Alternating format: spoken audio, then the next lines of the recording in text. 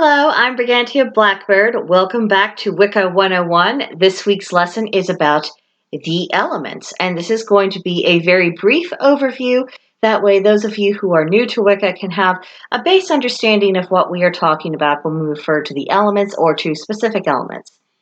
So the traditional four elements, along with the element of spirit, are sources of energy that witches can draw upon for spells, rituals, and other kinds of personal use.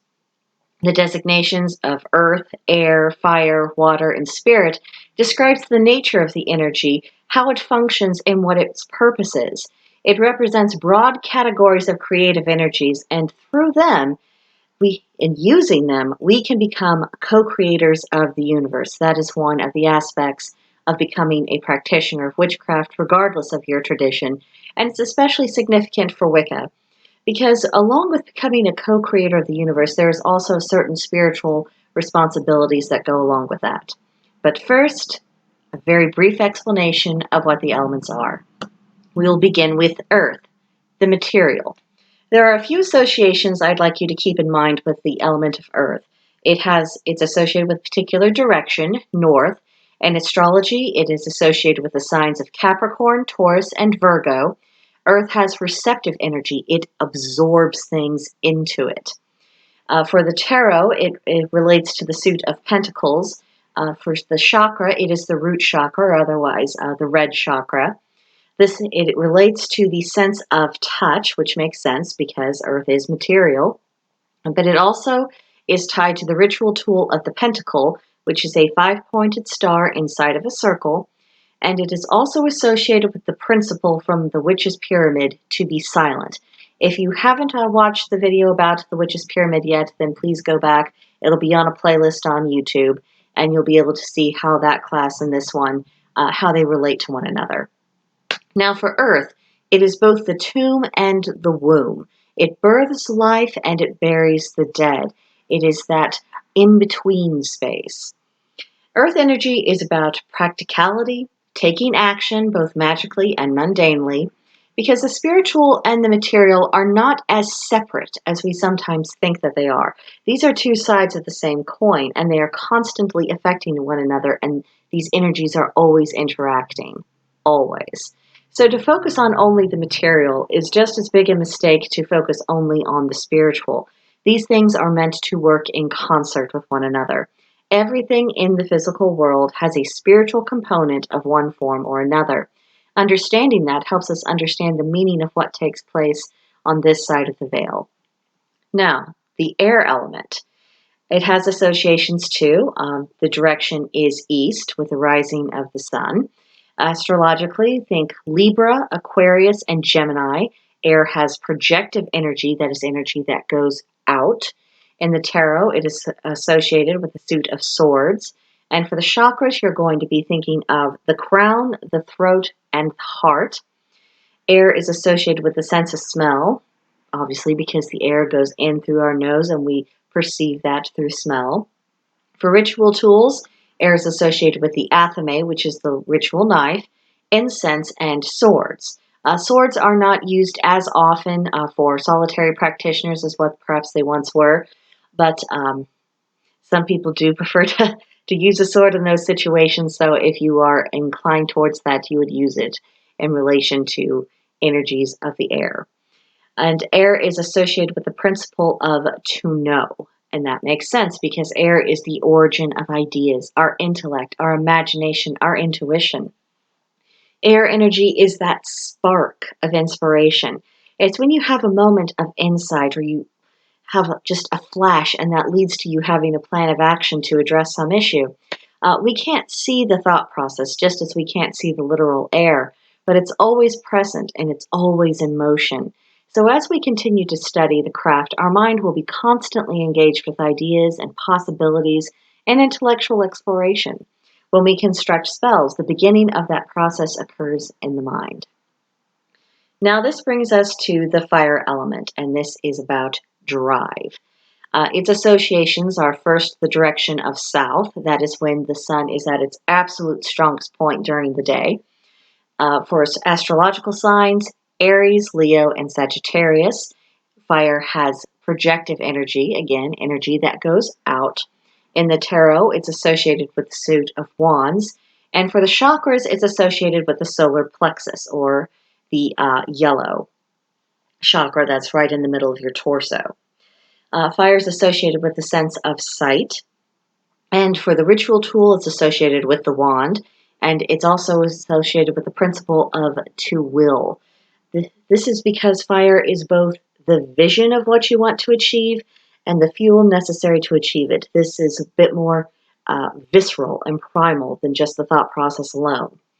And fire energy is passion in its best form, and it is powerful.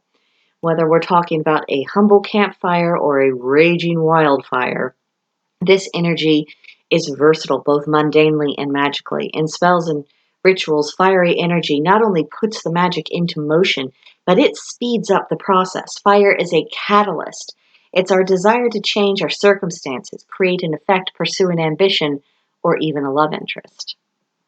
Now, this brings us to water, which is all about emotion. The associations for water are first the direction of west, which is also interestingly considered to be the direction of the gateway of the other world, something to keep in mind. Astrologically, the signs of Cancer, Scorpio, and Pisces, water has a receptive energy, it absorbs. It's associated with the suit of cups in the tarot and the sacral chakra. The sacral chakra is in between the root chakra and the solar plexus, and it is usually pictured as being orange. Water is associated with the sense of taste, and the ritual tools, the cauldron, the chalice, the cup, and the principle to dare. Water is pure emotion. It can be as still as a pond or as tempestuous as a stormy ocean. It provides motivation, and it is also a form of fuel. Water energy can be cleansing, or it can be as overwhelming as a tidal wave. And even for the most rational personalities, our emotions play a larger role in our decision-making process than we may first suspect. In the brain, we think first, the rational logical process, and then we react to that emotionally. And it is that emotion that will tilt our actions that we take in one direction or another. Emotion is an expression of our values, and moral values and ethical standards have a profound impact on how we conduct our magical and mundane affairs. This brings us to spirit, which is divinity. Its associations are first, the direction is the center of everything. In astrology, you could really say that it is all the signs because it is connected to each and every one of them. Spirit is both receptive and projective energy. It absorbs and it goes out. In the tarot, this would be the major arcana, because with the major arcana, those cards, they have a larger, more long-lasting impact on the rest of the reading.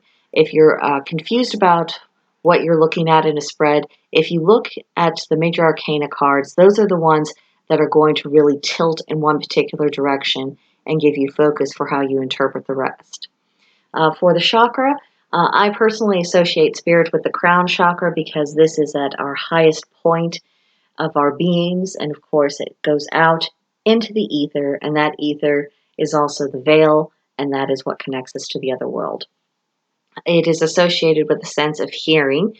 So often when we talk about if we're being nudged by our gods or by our guides of any kind, it is a kind of listening, not necessarily like the listening you do with your physical ears, but it is still listening. You are hearing something, and that's pushing you in a particular direction.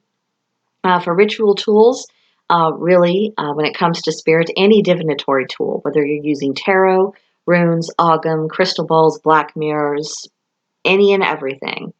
And of course, it is associated with the principle to go. Now, spirit is our connection to divine energies. So these are gods and goddesses, spirit guides, totem animals, ancestors, as well as our own internal magical talents. Spirit energy is that last push we need to complete a magical process. It is the moment of release at the end of a spell when the energy goes out into the universe to manifest. We are as much spirit as we are earth, air, fire, and water. It is the last component that makes a great whole. Spirit is at the core of our being. It's the eternal aspect of ourselves that never dies, as well as a means to connect with those who are on the other side of the veil. So, understanding what each element is and what it does is vital to our spells, our rituals, and our spiritual development. Everything we do, magical and mundane, involves each element in some capacity. It all works together as a team. We are made up of the elements, and the elements make up every part of the universe. This is why everything is interconnected. Now, that doesn't mean that everything is the same or that it's interchangeable, but it does mean that everything is connected. So, our homework assignment for this week, October 30th to September 5th. First, go to YouTube and look for guided meditations for each element. I promise you will find plenty. Now, for guided meditations dealing with the spirit element, you might search for connecting with deity or connecting with spirit animal. That should put you in the general right direction. Try out at least one elemental guided meditation this week and journal about your experiences. It can be any element you want to connect with. Second part of the assignment. Which element do you feel most in tune with just listening to the descriptions of them? What element do you feel least in tune with? And what do you think you could do to feel more connected? I think that'd be good for you to think about. And third and last, research other associations for each element and add that information to your notebook. It will come in handy down the road, promise. So that's it for this week. Next week, we will have another Wicca 101 class, and it will be focusing on daily devotional, so be sure to come back for that. And of course, tomorrow on October 31st, we're all going to gather in the workshop voice channel at Blackbird's Brew, and we're going to discuss this as well as any ideas that have occurred to us, our own experiences.